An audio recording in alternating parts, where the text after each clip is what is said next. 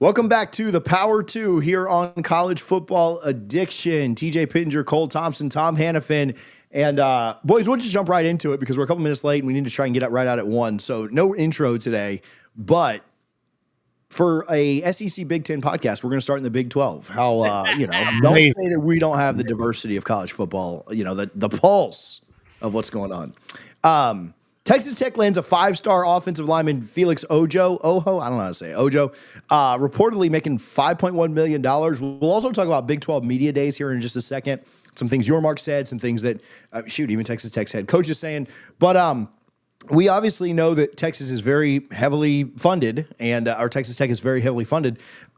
We look at their softball starting pitcher. We look at what reportedly their athletic department is paying this year in excess of $50 million. Reportedly, they want to compete. They want to win. But man, going up against some of the powers that also spend money and landing a 5-star offensive tackle. We don't dive super deep into recruiting on this, so I don't really care from that angle, but the investment level is pretty impressive. I think the Ojo situation is fascinating. I'll allow Cole to elaborate more on what it's like within the conference, because it is a conference that is wide open for the taking, and we can get into that more. But I think this is such an interesting step in the grand scheme of college football because it's a 3-year, fully guaranteed revenue share deal. So we've kind of migrated in a handful of ways. One, fully guaranteed money. Now, it's not that we haven't heard that before, but mostly that was for quarterbacks. And this is very much an NFL model now, and that you saw in the National Football League. Who do you pay? You pay passers, people who protect your passer, and people who rush the passer. So it's natural that an offensive tackle, a 5-star coming out of high school still, is going to be commanding potentially guaranteed money if they believe in the evaluation enough that they're going to put that type of money into them. I love that it's a 3-year deal, fully guaranteed. I don't know what the language of the deal says, if he's allowed to transfer or not, but I really think this is a positive step for college football in terms of preventing guys from just leaving and doing a Bear Alexander every offseason. I think this is a really nice step. The guaranteed money, obviously, they're throwing around a lot of cash, and I think a booster to the tune of $4.1 billion sold his oil industry within the last few years. So Texas Tech has some money to play with. The interesting part, again, to me, is that it's not described as an NIL deal. It's described as a revenue sharing deal. And that's where I think we're moving towards, is more of these schools are going to start embracing revenue sharing. And it also is potentially going to protect them in terms of how much they're actually going to owe players, which I don't love, but it's a way for these schools, conferences, whatever, to protect themselves and protect the money that they make. So if they like Ojo enough and they think that he's really going to be a stud offensive tackle for years to come, good for them. But I find this to be a very curious step in a world of college football with NIL, upcoming cap space, Deloitte, the CSC, all these things still have yet to be completely implemented. So we're still getting things, quote unquote, under the wire. So I like this step. I'm very intrigued by it. Have you guys watched any of the TV show Landman?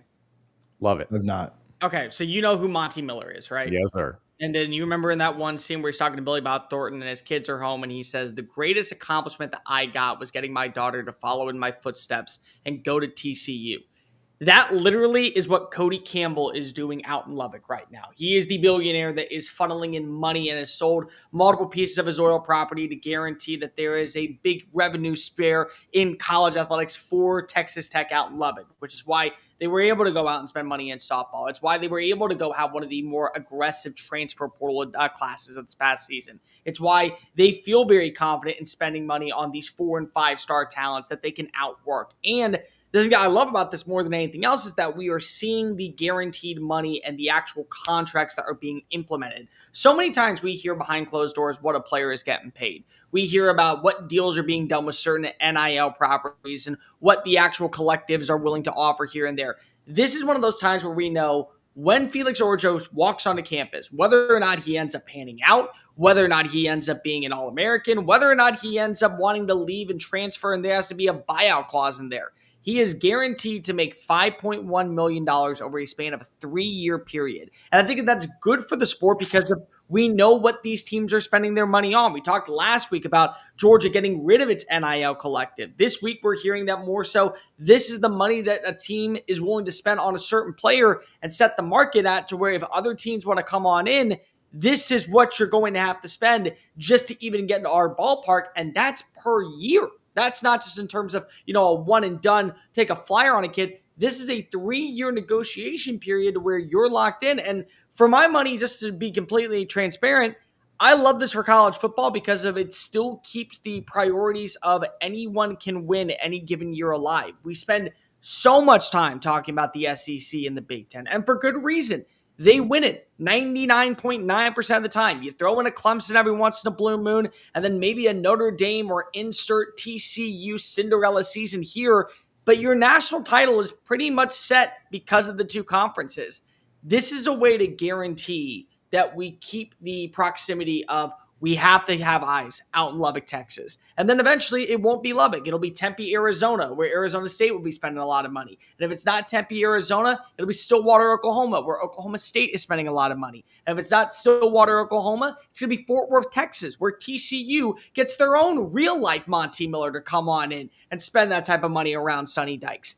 This is the good part about college football, is that you have somebody that isn't attached to one of these prominent programs that wants to see his team be successful. And you know what? If we talk about buying a championship, I understand $20 million last year to Ohio State. A lot of it was internally paying off players to not go to the NFL.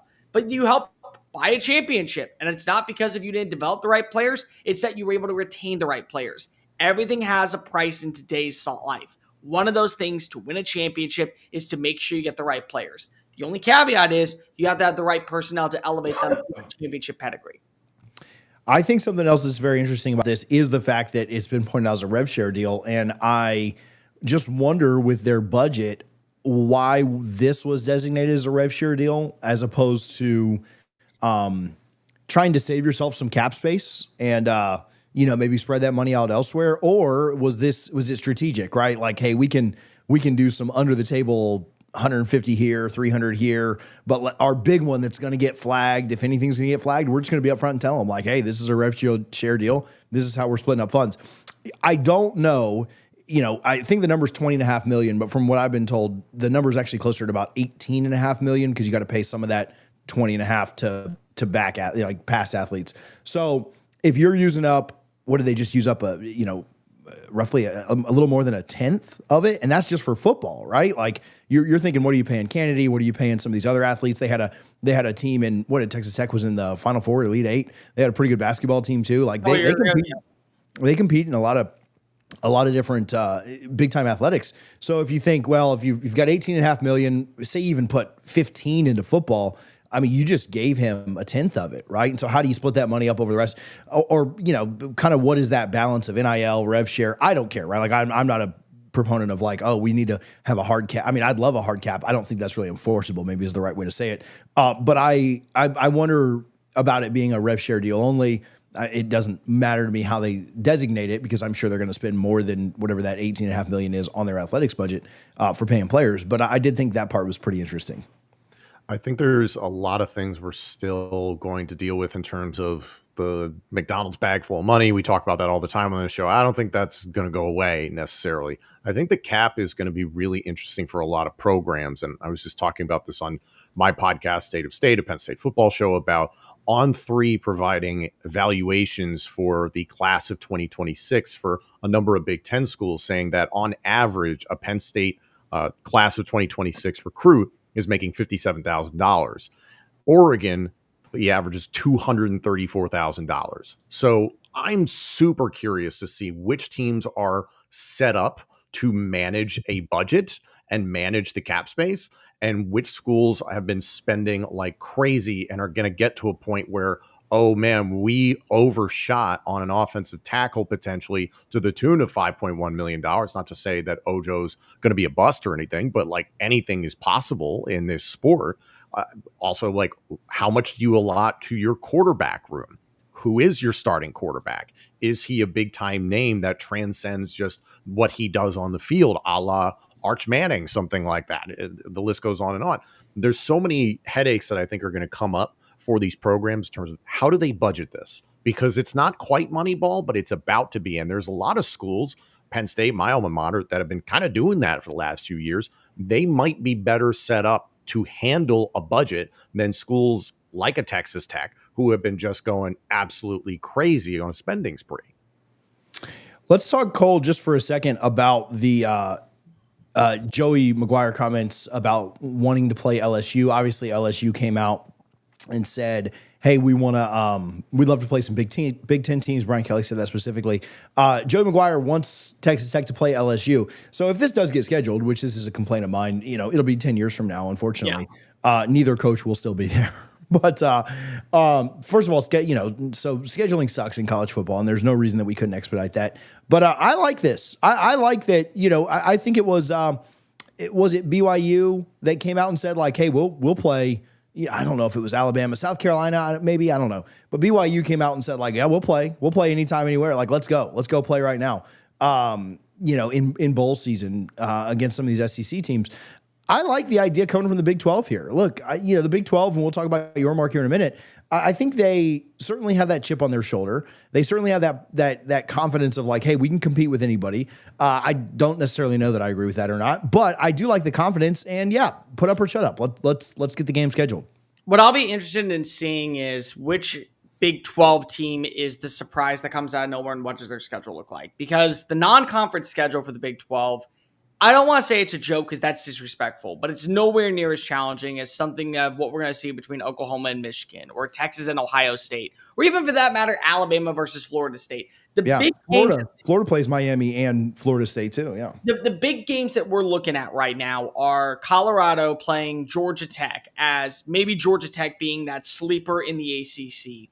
Auburn going down to the Brazos on a Friday night to take on Baylor, and then Mississippi State and Arizona State. Like, that's the non-con games that is most fixated in the world of college athletics. That's what we're talking about for the Big 12.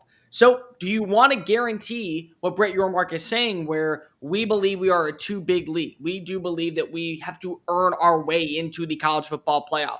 We're living up to the 5-11 model. That's totally understandable. I'm all fine with that.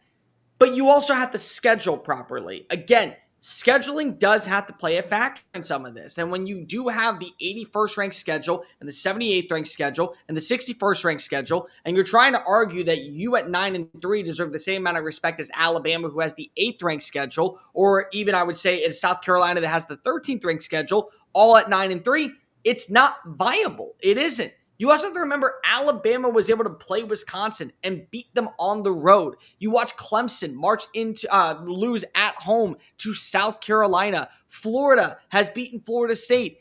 Miami got that upset win. But what did Miami lose this year to Florida? Those games are more challenging. So I love it from a Texas Tech standpoint, more so because of Joey McGuire is one of the most genuine people in this industry. And I think that when he says everything that he is speaking, it's 100% factual. He wants to guarantee that if there is going to be this conversation of, oh, Big 12 is just another run-of-the-mill program, it's nowhere near anywhere the Big 10 or the SEC, it's like a step above what we're seeing from Sun Belt and American Conference. He wants to put up or shut up and make sure that that is a priority moving forward. So I'm all for it. The question is going to be, how quickly does this game get scheduled? And what do these teams look like 5 or 10 years down the line? Because what could happen is this becomes the new norm out in Texas Tech, and Texas Tech is rolling, and you have Cody Campbell spending millions and millions and millions every year, and they look like a perennial threat. And then LSU is going 6-6 because they fired Brian Kelly, and things have gone south down to Baton Rouge. Well, I couldn't imagine it gets scheduled next year with LSU playing Clemson. I don't know if they'd play 2 of those kind of premier games out of conference. But in 2027, put your money where your mouth is. Texas Tech has University of Arkansas Pine Bluff and North Texas, the Mean Green, on the schedule. Ooh. Let's get one of those canceled, and let's get LSU on the schedule. Tom, what do you think about Yormark saying that this is the deepest conference in college football?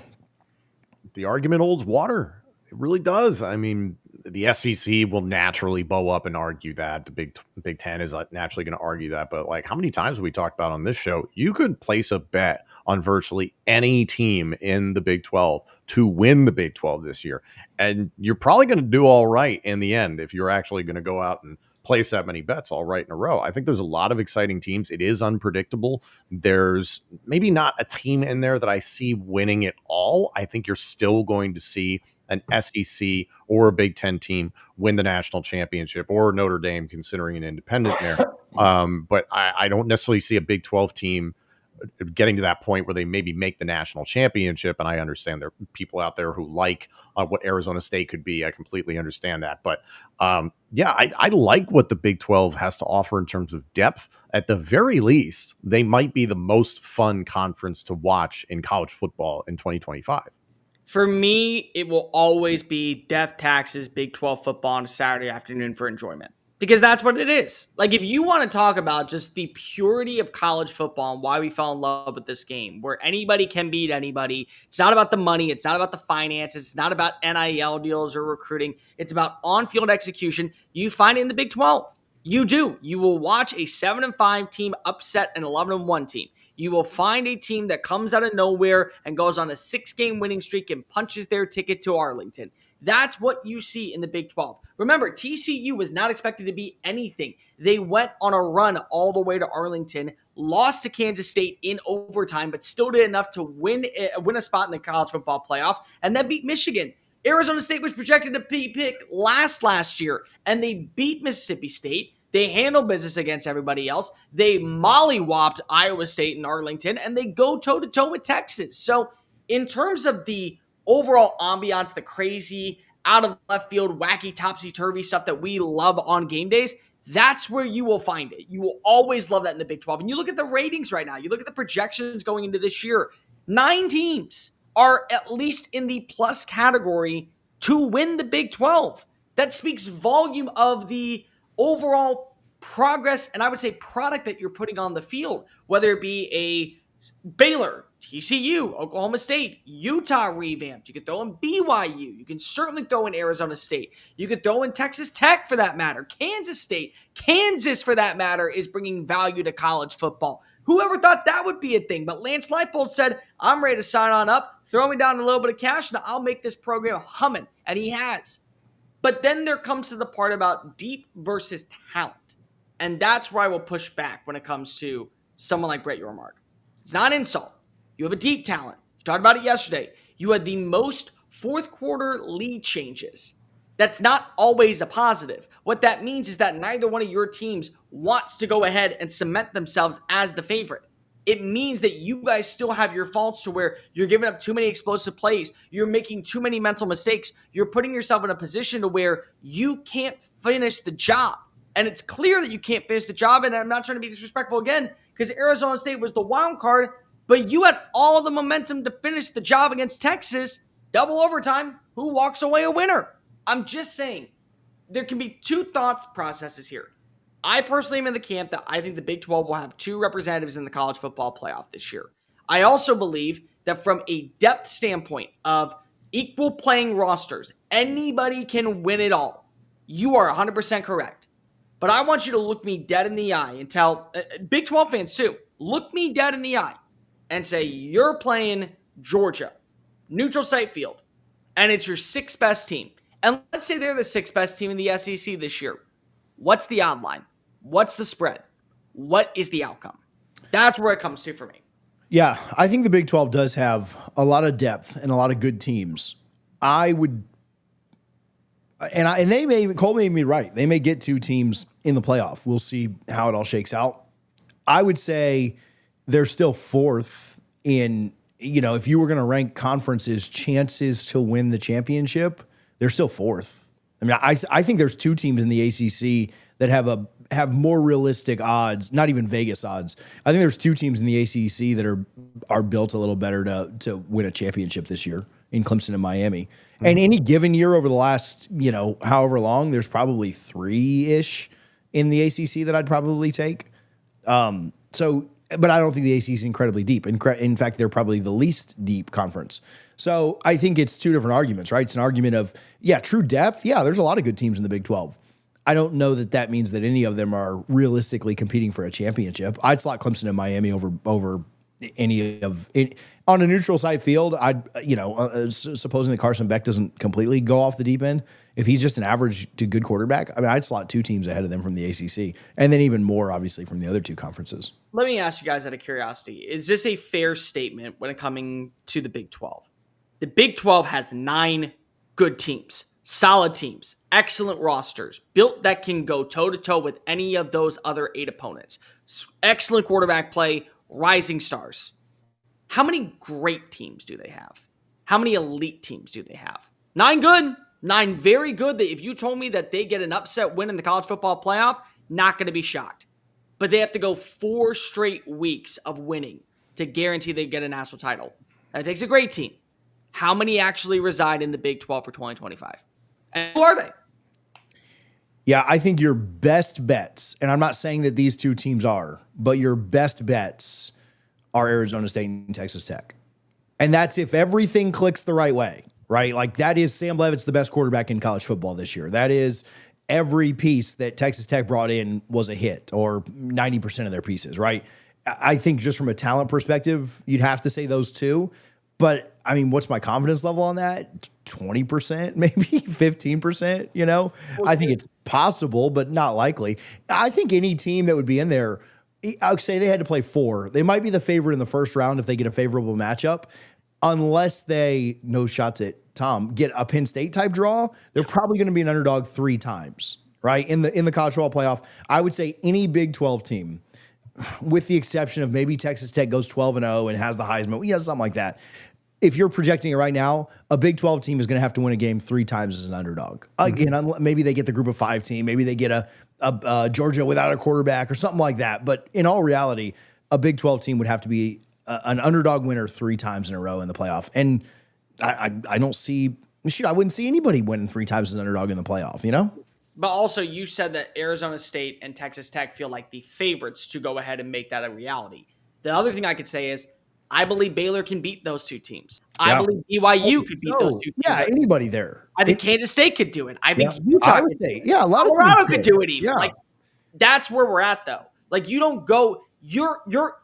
Our jaws dropped in Nashville, Tennessee last year when Diego Pavia upset Alabama, who put a belt to ass in the first half against Georgia. None of us are going to sit here and go, "What was that?" If Arizona State gets upset by, say, a 7-5 Colorado. We're just Oklahoma State. Yeah. All right, let's go to we'll move quicker through these other ones, but we had a lot there on the Big 12. Let's go to our favorite person in college football media. Paul Feinbaum makes a comparison between Arch Manning and Tim Tebow. Arch Manning is the best college football quarterback we have seen since Tim Tebow entered the scene in 2006. Never mind Johnny Manziel, never mind Cam Newton, never mind Jameis Winston, Marcus Mariota, any of these guys. It is Arch Manning.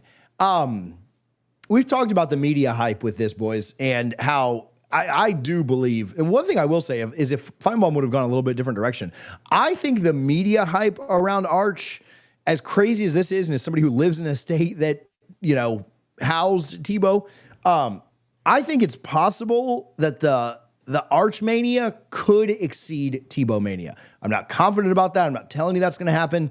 As far as better quarterback, I have an interesting take here, but I want to get you guys' I don't think Tebow was that great of a quarterback. Now, I think he was the greatest college football player ever. I will say that. Like, I'll put down the FSU love and the UF hate and tell you that I do think he was the greatest college football player of all time. I don't think he's on my list of like top 10 like quarterbacks only. Now, I know that's the position he played, and so that's maybe a weird thought, but I think you guys understand what I'm saying with that. So Arch Manning as a quarterback, I could see him being better than Tim Tebow was. Do I think he'll be the player that Tebow was, all encompassing? Probably not. Thoughts from you guys? I mean, to already say that Arch Manning is better than Tim Tebow is ridiculous. Like, there's not enough of a sample size. He's barely played. I knew this was going to happen. I've been talking about it for the longest time on this show, is that the burnout with Arch Manning is going to happen late September, early October. And It's like, happening in July, dude. I know that's the point, is that it's really bad. And like, we'll get Texas versus Ohio State right out the chute, and the networks are going to be just all over Arch Manning, and you will be exhausted to hear it. He could have an average game against Ohio State and win it, be 10 of 20 for 153 yards or something like that. And they'll be like, oh, he's got such potential. He's going to be this, he's going to be that. Off the top of my head, I'm thinking like Drew Brees at Purdue was a better quarterback than Tim Tebow. You could look at Trevor Lawrence and Deshaun Watson at Clemson, definitely better at playing quarterback than Tim Tebow was. Tim Tebow, for all of his mental toughness and physical gifts, was never an elite passer and was never an elite processor because he wasn't asked to be. Alex Smith within Urban Meyer's system at Utah was a better quarterback than Tim Tebow. I think that is a very easy argument to make. So to say that Arch Manning is already better than Tim Tebow is insane because we've barely seen anything of Arch Manning. It's just the data isn't there to support it. I'll go a step further and say it's not a shot at Tebow at all because, in my opinion, Tebow is the epitome of college football. Like, when you think of the sport and why we fell in love with it, he is on the Mount Rushmore of dudes that I watched because of this is what made me fall in love with the game.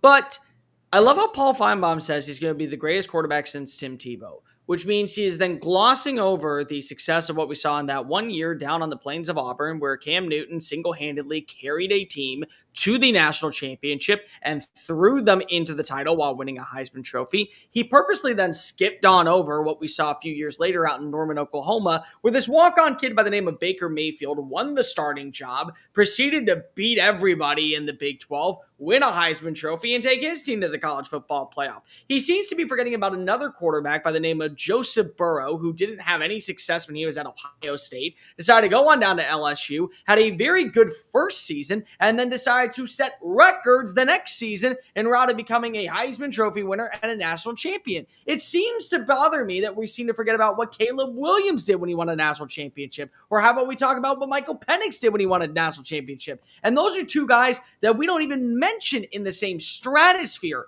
as names like Mayfield, like Newton, like Joe Burrow. And God forbid I forgot about the most important one, this one kid who was viewed to be a defensive back at Oregon, at Texas, at other schools, stays close to home, goes into the SEC when initially thought he was going to be playing in the Big 12, marches on into Bryant-Denny Stadium and says, hey man, 29-24, I'm Johnny Football. Let's trademark this too. So it's like, we can talk about them as quarterbacks and we're single-handedly forgetting that those four guys existed past Tebow, but Arch has to reach this Tebow level. I'm frustrated because I've talked about the Nico Iamaleava hype from all of last year. It's not just a one-man show, and you're putting it on him to be one of the biggest and best names in the history of the sport. And there have been so many other quarterbacks that have put up incredible numbers in single seasons that we don't even talk about because it's Tim Bleepin' Tebow. And it's just like, can we give him a fair comp? Like a fair comp. Alex Smith at Utah feels like a fair comp. Drew Brees at Purdue, year one, feels like a fair comp. And again, the other part that just drives me so crazy about this is you overlook everyone else on that team. You overlook the development of the offensive line. You overlook the wide receiver position. You overlook the returning defensive production. You overlook the way that they were able to go out in the transfer portal and bring in top tier names like Minad Watson, or they went and brought in Hero Canoe. They went and they brought in Jack Endries, who's an elite receiving tight end. Emmett Mosley from Stanford, who led all ACC quarterbacks. It's all of these things. And you still look at that running game with C.J. Baxter fully healthy and Trey Wisner 1,000 yards last year and Ryan Wingo going into another year in the system. And you have one of the best cornerbacks in Malik Muhammad and one of the best defensive ends in Colin Simmons. But screw it, they don't have the Manning last name, so we don't need to focus in on them at all. Right. It's all about Arch. And that's the infuriating part. We've put him on a pedestal he will never be able to meet. we make all these comparisons and all these comps, and I know they're different players, but if Arch is just Quinn Ewers, they're going 11-1 or 10-2 in the playoff. Like, it's not, and I think he'll be better by the time he retires than Quinn Ewers, right? So I'm not trying to, but like, he doesn't have to be Tebow.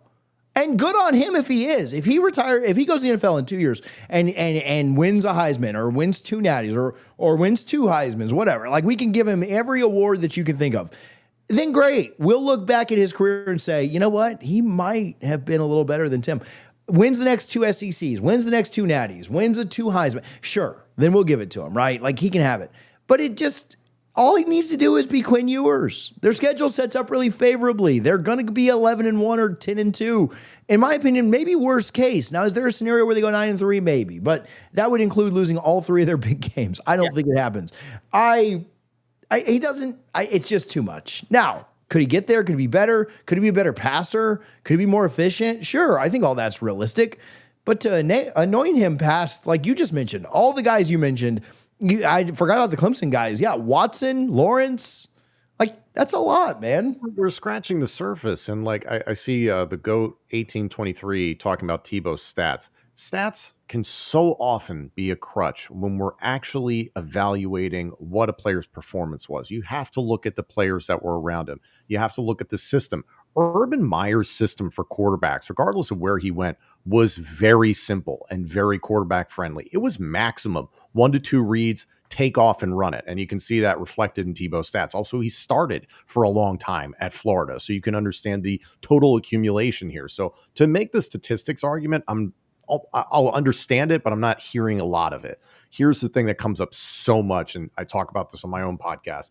Emotional equity often trumps the player's actual ability. Is Tim Tebow better at quarterbacking than a Baker Mayfield was, than a Kyler Murray was, than a Caleb Williams was? Like, we can go into this argument so many different ways. And unless you were in those offensive meetings where it's like, hey, Tim, we need you to do X, Y, and Z. And he's like, yeah, that doesn't work for me. And then you sit in the same meetings with Joe Burrow and he's got every constellation, every point of light figured out. It's like, man, this guy's got a better handle on playing quarterback than that guy does. But because Tim Tebow gave us so many iconic moments and memories, people are blocking it all out. And I think that's, again, the issue with what Feinbaum said, is that, oh, he just believes Arch is going to give us all these things. We have no idea if he will.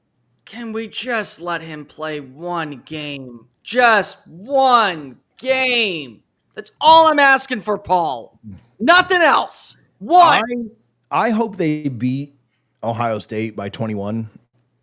And he has like 5 touchdowns, just so I can see it explode even more. That's actually I'm not really, I mean, if anything, I would really cheer for the anti-SEC purpose, right? For my trolling purposes. But I hope they win by 21. He has 5 touchdowns. I want to see Paul's head like literally explode. Not that it could get much bigger than it already is. All right, on to the Big Ten. We'll ask Tom about this. Scott Frost comes out and says that he took the wrong job when he went to Nebraska. Listen, I got a lot of respect for Nebraska fans that kind of like Tennessee, just keep showing up no matter what. Doesn't matter how bad they are for how long, just keep showing up. And so this is not a dog at Nebraska fans. I'll just ask you, did Scott Frost take the wrong job? Was this a shot, or was he the wrong guy for them? I mean, in retrospect, yeah, it obviously didn't work out. So he seems to feel that it wasn't the right job for him. And the way that he was speaking about the hiring process is that he felt pulled back to Nebraska, and he had those emotional ties, kind of what we were just talking about with the university. We talk about this so much with, how many times we talked about, man, when is Deion Sanders going to go to Florida State? It's the easy connective tissue, but it doesn't necessarily mean it's the right thing to do. That old adage of you can always go home or something like that. Well, he did, but you don't know what home looks like anymore. It's going to feel very, very different than when you were a student athlete and you're now being asked to take the weight of an entire community, especially a Nebraska football fan base that is starved to see this team actually be relevant once again. The pressure on him must have been enormous. There really wasn't a ton of pressure at UCF, and they popped up out of nowhere in a very hot recruiting bed where he was able to accumulate talent from throughout the state, and he made it work. Now UCF has put itself on the map largely and thanks to what Scott Frost and that team did back in 2017. So obviously it's a complicated situation. You'd have to talk to people at Nebraska specifically if they felt like it was a mistake bringing him back, but you never heard that much of a bad word said about him from people at Nebraska, like he was a bad guy or a bad coach. It just didn't work out. It seemed like the expectation and the pressure were far more than what was being handed to him. So I do want to say, before we go any further, that there was a legit quote, and I want to make sure that we read the quote entirely. That way we are not just jumping to conclusions or saying that, hey, Scott Frost, this was the way it went. Quote verbatim. On the internet, though, are you supposed to put things in context on the internet? Like, yeah, I like to be right because if I enjoy people not calling me out and saying you phrase it this way. No, he said, I wouldn't leave UCF unless it was some place where you can win a national championship. I got tugged in a direction to try and help my alma mater, and I really didn't want to do it. It wasn't a good move. I'm lucky to be back in a place where I was a lot happier.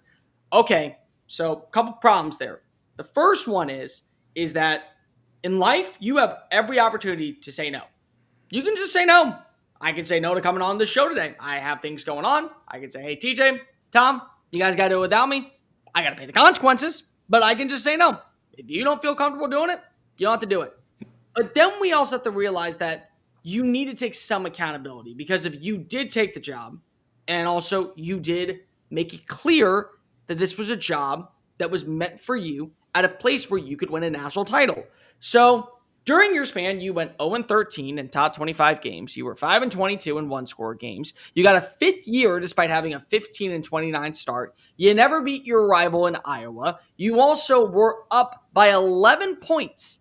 Let me make that clear. 11 points in Ireland with an opportunity to win against Northwestern, and you found a way to fumble the bag against a team that I might also just point out did not win a game on American soil for the rest of the year.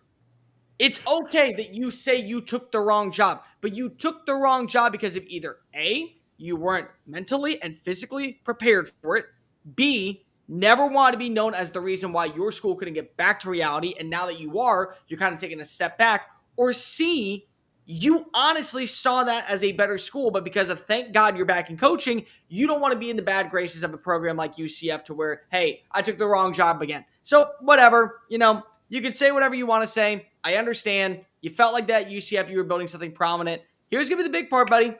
You're in Power 4 football now. Last time you were here, UCF was a G5 school.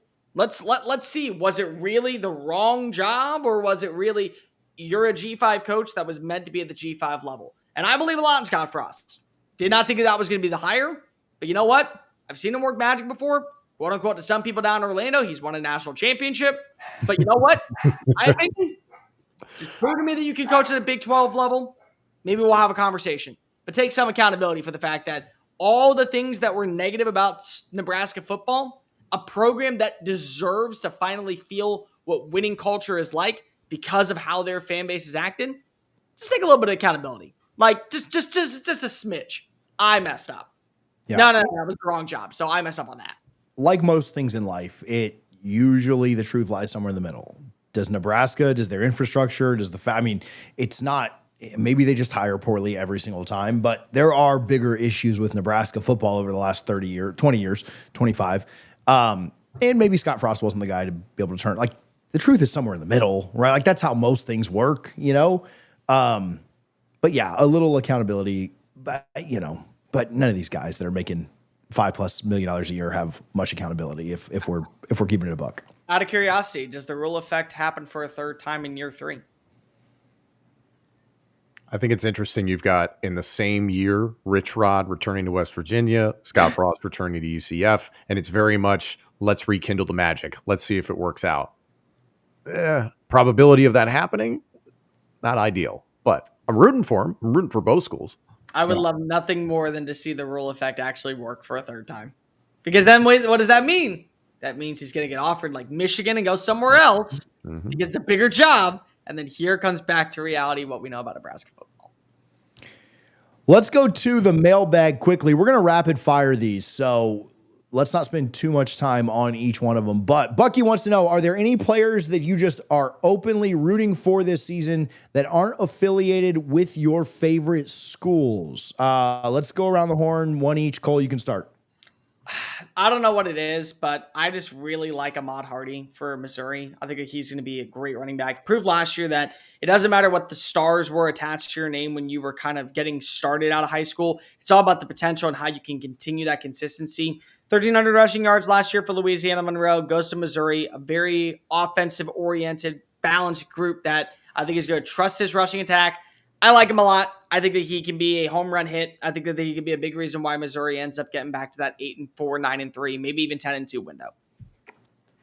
I am rooting for Gio Lopez at UNC. I liked his game at South Alabama. He is the definition of a dynamic quarterback. We have no idea what UNC under Bill Belichick is going to look like once the season is underway. Does the drama of Jordan Hudson once again rear its ugly head? That sort of situation. Point blank, I just hope that Gio Lopez has success in the ACC and is able to build on that because I think he's very talented. Yeah, I like Avery Johnson a lot. And I know that his year last year wasn't super, just wasn't what he was hoping for. Something about Manhattan, Kansas, I'd like to go to a game there. I think that they're a lot of fun and he's a lot of fun. I'd like to see him bounce back. And honestly, I don't think he is, but I'd like to see him be the best quarterback in the Big 12 this year. I know there's a lot of stiff competition out there with Fafita and Levitt and different guys. But I like him a lot. I'd like to see him stay healthy, and I'd like to see him really turn the corner that we thought he might last year. Next up, Jesse, what are your thoughts on the group of five getting their own college football playoff? Do you think it will raise the same amount of respect as a CFP with the Power Four or will crash out? I'll answer this one quickly. I think they should have their own playoff. And I'm not trying to be a hater. I love the Boise State story, but it's just charity. Like, would you rather, I mean, I guess I'll ask any group of five fan that maybe watches this. Would you rather go in and pull off maybe one of, what would mean more to you as a group of five fan? Like, I like USF because they're here in Tampa. My wife graduated from there. I grew up going to those games more than I went to a USF game before I ever went to an FSU game.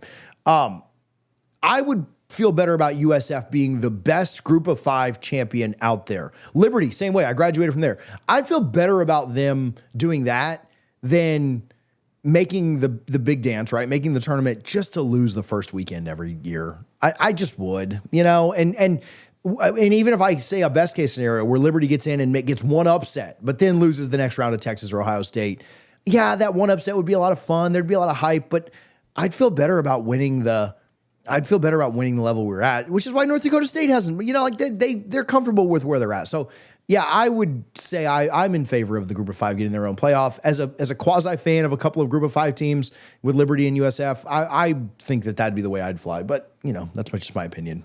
Tom, this time. I think it would simplify the college football playoff if you go to just the Power Four, or are we calling it still the Power Five? What's the future of the Pac-12? I think that's a big question mark, but if we're just sticking with those four, kind of simplifies the entire format of what you would do with the major FBS college football playoff. Also, the TV networks would be all over another tournament style of thing because the FCS, while they've had a playoff forever, and this junkie watches that stuff, I think that would be a lot more fun. I think it'd be a lot of fun to watch those teams. And then also, if those teams are incentivizing their players to play in it, then it's also an opportunity to give these guys a chance to play a little bit more. And then also, if they're going to jump to another school next year, it's just a bigger showcase for them at the G5 level before they jump to a Power 4 or Power 5. I'm all for it, but for completely different reasons. I'm more so into it because I want more college football. Like, that's just it. And I think that more stakes being added is another level that goes to it. Imagine having a game of Boise State versus Miami of Ohio, and then you flip the channel on over, and it's Memphis versus I don't know, we'll throw in Toledo. And then you flip the game on over and it's Tulane going up against Utah State. I mean, that's for me what college football is all about. It's the competitive nature. You're not going to have a lot of opt-outs in these games. The transfer portal period, I think, is still going to be closed down at this point because of you have an opportunity to claim your own national title. I think that's what gives me more volume. And I'm with Tom. I watch the FCS playoffs every single year. The reason I buy ESPN Plus is because I want to watch Eastern Washington take on Montana State. Like, those are games that I'm fully infatuated with.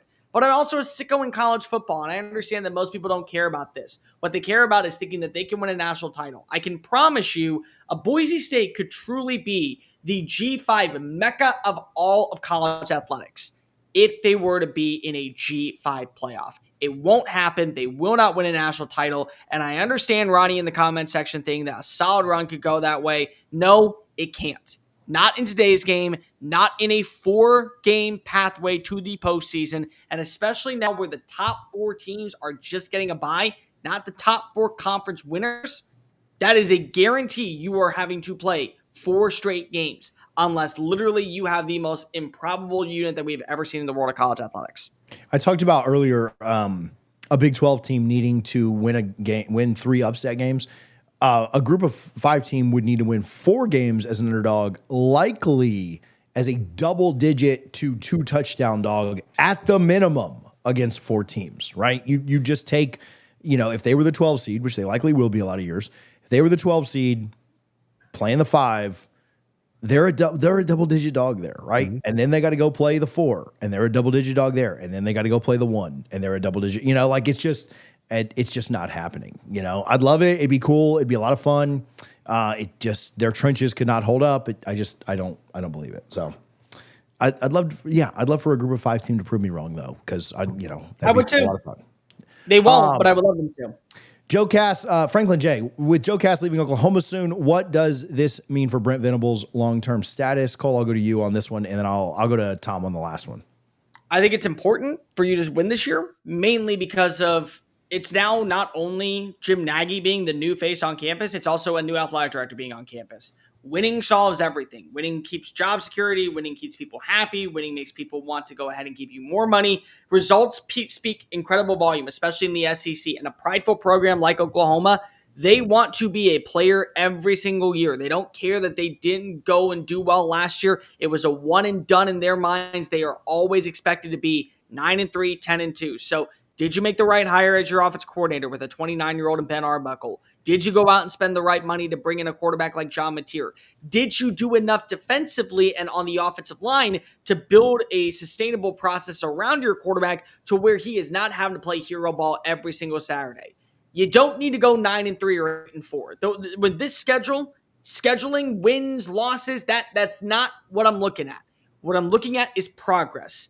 Is everything that you did this past offseason proving that you are the right guy for the job? Because if you're not, a new athletic director is going to want to hitch their wagon to people that they hired. And it's for a lot of sports. Porter Moser is going to be feeling this exact same thing in basketball.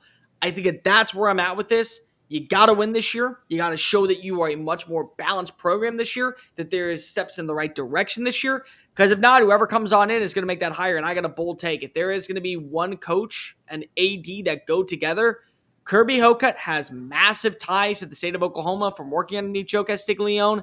If they win out in Lubbock and Joey McGuire gets an opportunity to coach at a premier blue blood program, I don't know how you pass that up. And that'd be really fun to see out in the Memorial Stadium in 2026.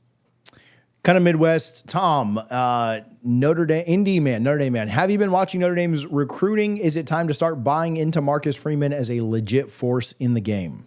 I think you should have been doing that maybe a year or two ago already with Marcus Freeman. I believe in what Marcus Freeman put together last year. Obviously, their run to participating in the national championship. I think this is just setting them up to be able to get even better talent, because I think Marcus Freeman values guys who fit his culture. He does not seem to be someone who is just spending frivolously. They obviously have the religious element, the academic element, and they are very particular about that.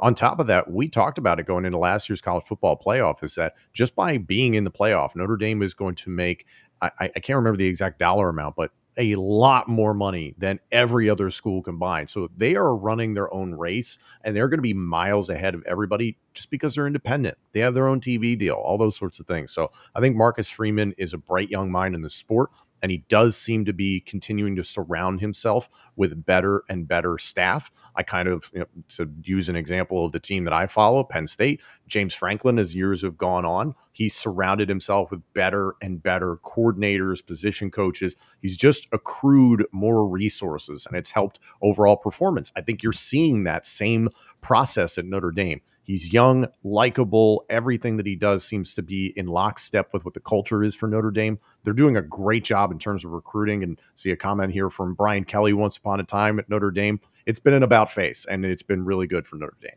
I'll say this just really quickly. If I have an opportunity to send my kid to go play for a coach, Marcus Freeman's on the very top tier list of guys that I am absolutely letting him play for. Let's go to the wild card. It is Tom's. We got 7 minutes. Tom, what you got for us this week? Okay, I'm going to put this as TJ is in the ACC, and we have Cole in the SEC. Thanks for the reminder. Those are your favorite schools. Beautiful. You have to pick 3 head coaching hires that you would like to erase from history within your conference. I'm just curious to hear what you guys think, kind of going off of the Scott Frost hire. I could jump to one at Florida State that really rings a bell, and it's not even the guy who's there right now. But very curious of one. It could be entirely for emotional reasons, performance reasons, but I'll start with Cole. Who is one head coaching hire within the SEC that you would have liked to erase from history?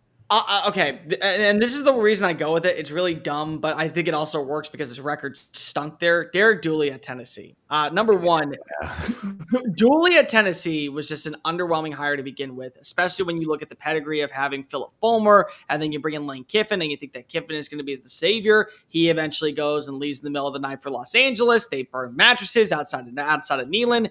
But not only was he an underwhelming coach, he didn't have that intimidation factor that I think a lot of people wanted for a program that still at this time was supposed to be viewed as one of the higher tier pedigrees in college athletics.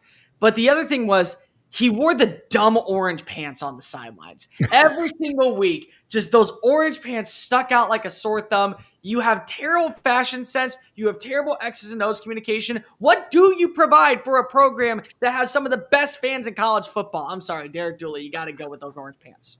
TJ, ACC. Yeah, I mean, it's Taggart, for the personal interest, like that. It's so obvious that, I think that's probably goes without saying. He was just very disorganized. I know that Florida State, for whatever reason, really honed in on him. And just everything he did was just a mess. We had recruits standing outside of the Moore Center, the athletic facilities there, for hours, just not being able to get in because people weren't showing up, and it was just it was a mess. What you saw on the field was equally as bad, obviously, but behind the scenes it was terrible. And Jimbo, the way that Jimbo left wasn't great, but there was still a lot of talent on the team. And, it made Mike Norvell's job that much harder. Now, I'm not, excusing Mike Norvell's faults or anything, but it made Mike Norvell's job that much harder to have to take over after a year and a half of Taggart being on campus. So, yeah, that was probably the easiest one. Cole, quickly. Of all time. See, all time is where it gets challenging. I'm still just focusing on the last 20 years. But I'll tell you what. Chad Morris is single-handedly the worst hire I've ever seen in the history of the SEC. Chad Morris had an underwhelming record when he was at SMU, 14-22. He led his team to a bowl game for the first time in I think it was 7 or 8 years, then goes to Arkansas. At Arkansas, proceeds to go 4-18, never winning a conference game before they eventually let him go, and he doesn't even get to finish the season. You have got to be a bad program to not only have 0 conference wins, but also to have only 2 wins per year in back-to-back seasons. It was a dreadful hire from the get-go. He was brought up from the high school level, and then brought over to Clemson. Never really found his footing at SMU. Never really found his footing in Arkansas. Just a dark, dark day in Fayetteville. TJ? I'm going to throw a curveball here and say Dabo Swinney. And this is just from my perspective. This is not, obviously that was a great hire that took some time to materialize, right? At the time we were like, yeah, this is great. He stinks. Couldn't get out of his own way, really struggled. But they gave him time. He turned it around. And so from the Florida State perspective, that was a terrible hire because he's been great and caused us a lot of sadness. So I don't know if that's really the angle that you were asking for, but yeah, in my perspective, that was a terrible hire because it sucks for us that he built Clemson into obviously a power. So, yeah, that was a really bad one. Cole, SEC, last one. I mean, it's only fair and it sucks, but what else am I going to say? I'm sorry, man. I got to do this to you. And don't be pissy. Just get over it. It's Brian Harsin. Brian Harsin had no ties whatsoever to the SEC. He had no ties to a Power 4 job. He went into Auburn because they didn't know what direction they wanted to go after firing Gus Malzahn. He proceeded to disagree with everything that was going on with the boosters, so much so that the boosters found ways to try to fire him after one season by blackmailing him. It was evident that they did not want him out there anymore, and it was evident in the first year of the Hugh Freeze era, the stench of the Harsin experiments was still residing on the Plains, which has given Freeze, I think, a little bit of leeway because he had to completely rebuild the program, but it was a dead on arrival hire. I remember talking to a couple people at Auburn asking, who the bleep is this guy to begin with? When you have fans not knowing who your head coach is, you've already failed at making the hire. TJ, last one, take us home. Yeah, I mean, I think going opposite, like not Florida State related, the Manny Diaz hire by Miami was pretty terrible. The way they had to buy him out from Temple after being there for, I think, less than a week. They were in a tough spot because Rick retired. I get it, but man, that was just such a terrible hire. There's chatter because he's an FSU alum of like, oh, if Mike doesn't make it and he has another good year at Duke, could they bring Manny in? I don't know if I could. Now, he might be a good coach and he might turn them around. He understands how to recruit, things like that. Good defensively. And I do think that I don't know that I could take the Twitter trolls of everything that I've said if we end up hiring Manny Diaz. So, yeah, I think that was a really bad hire for Miami. But I like where Manny is right now. Like, all that aside, like the jokes and the Twitter stuff aside, I think Manny's doing a good job. Obviously, he did a good job up there with you guys. I think he's doing a good job at Duke. It's been nice to see him rebound because he really got thrown into an impossible situation. And I don't think Miami cared about athletics the way they should have back when they hired him. They obviously do now with, breaking the bank for Cristobal, putting a good staff around him, investing heavily in NIL, getting their baseball team to they were one win away from Omaha this year. Their basketball team made the Final Four a couple of years ago. They made a good hire in Jai Lucas from Duke. I do think they care about athletics now. If they would have cared back then, they would have just brought Mario home at that time or gone in a different direction. The Manny Diaz hire was reeked of desperation and was a terrible hire for Miami. And this isn't even me trolling. Like, they would all agree with that. They would all say, yeah, that was awful. There you have it. I was going to go the other direction if I got to do any of the SEC ones, and I was going to say Urban for the same reasons that I said. That was an awful one for me. All right, the Power 2 here on College Football Addiction. Make sure you're subscribed. We are counting down the days. What are we, like 54-ish days, 53 days away from college football? I've been doing a series on just the top games, so one of those will come out later today, and they'll keep going. So thank you guys for hanging out. Thank you guys for your comments.